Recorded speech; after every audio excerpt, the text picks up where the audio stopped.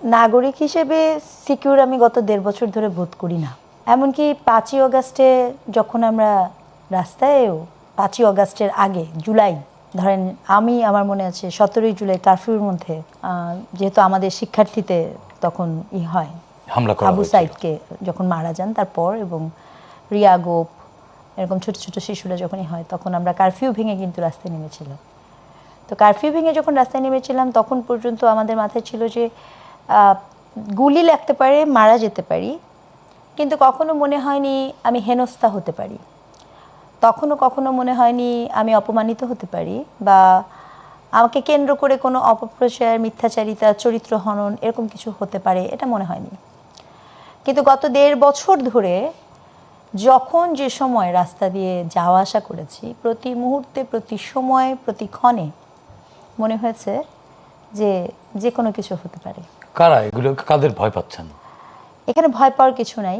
এখানে যে বিষয়টি খুব গুরুত্বপূর্ণ এবং হতাশাজনক, দেখেন পলিটিক্যাল পার্টি কে কি বলছে সেটা ভিন্ন প্রসঙ্গ, পলিটিক্যাল রেটরিক, কিন্তু একজন নাগরিক হিসেবে, একজন শিক্ষক হিসেবে সত্য কথা বলার ক্ষেত্রে ধরেন আমি একটা অভিযোগ করলাম এই মুহূর্তে বা আপনার টকশোতে আমি আমার একটা মতামত দিলাম, এর আগে যেটা হতো রাষ্ট্রযন্ত্র এসে আপনাকে নানাভাবে তুলে নিয়ে যেত এবং সেই ক্ষেত্রেও কিন্তু তুলে নিয়ে যাওয়ার পরেও কিন্তু একটা নাগরিক প্রতিবাদ হতো, বিভিন্ন জন বলতো, এই পরিসরটা যদি গত 17 বছর এই পরিবেশটাও ছিল না। না না, আমি এখানে একটু ডিনাই করব যে গত 17 বছর কিন্তু যখন আপনার তুলে নিয়ে যাওয়া হতে হচ্ছে, আপনি তো একটা প্রতিবাদ করেছেন, তখন মানুষ শোনা হয়নি সেটা ভিন্ন প্রসঙ্গ, মানে আপনার কথা আমি শুনিনি, দ্যাটস এ ডিফারেন্ট থিং।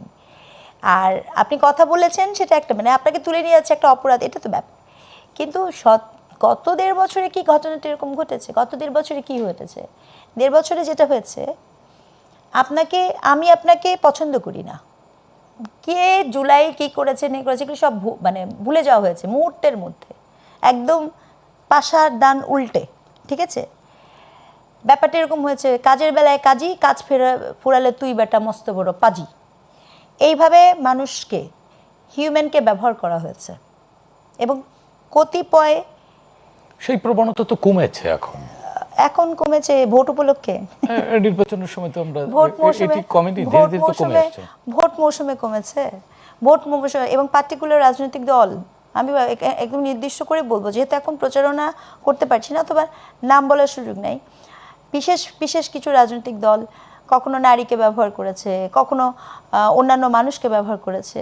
কিন্তু 5ই অগাস্টের পরে আপনি যদি এখন ভুলে যান কিছু, তাহলে আপনাকে মনে করে দিই ঠিক গত মাসেই সম্ভবত আমরা আবুল সরকারের জন্য কথা বলেছি, সম্ভবত আমরা পালাগানের বিপক্ষেই করা হয়েছে সেখান নিয়ে কথা বলেছি, সম্ভবত মাজার আক্রমণ নিয়ে মানুষজন কথা বলেছে, লাশ বের করে মাজার থেকে পুড়িয়ে দেওয়ার কথা হয়েছে, এগুলো সব কি আমরা এখন এত সহজে ভুলে যাব? আসলে কি তাই? এটাকে ভুলে যাওয়ার জবাব দেওয়ার জন্য তো ব্যালট আছে। এই জন্যই বলছি, এগুলো জবাব দেওয়ার জন্য একমাত্র আমাদের হাতে ব্যালট আছে, আর কিচ্ছু নাই। কিন্তু বাস্তবতা কিন্তু এখন এখানে।